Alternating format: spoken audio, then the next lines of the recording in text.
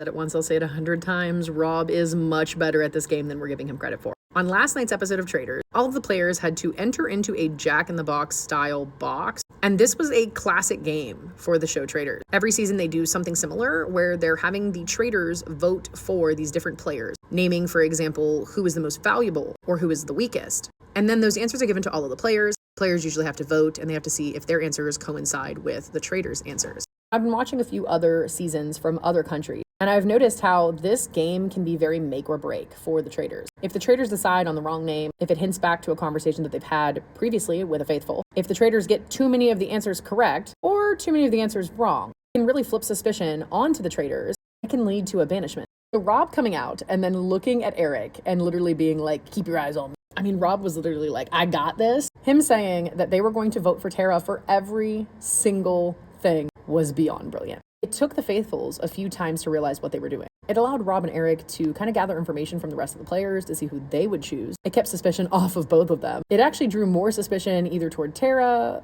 or toward Johnny, and it also frazzled Tara and Johnny. Another element of this challenge is Alan going around asking each individual player why they chose to vote for whatever person they picked. Their answers can also be very make or break. So the fact that they were able to gather all of this information as traders while not showing their hand, that was excellent. And I'm just here to applaud Rob for that idea. Now, something I wish they would add to the game to change how the money is earned would be a different element for the traders. I think if each challenge offered an opportunity for the traders to sabotage the faithfuls, accruing more money in a separate pot that is just for the traders if a trader were to win, would be a great way to add another level to this game, because the traders would have to try to work together to make more money for their separate pot without anyone realizing it.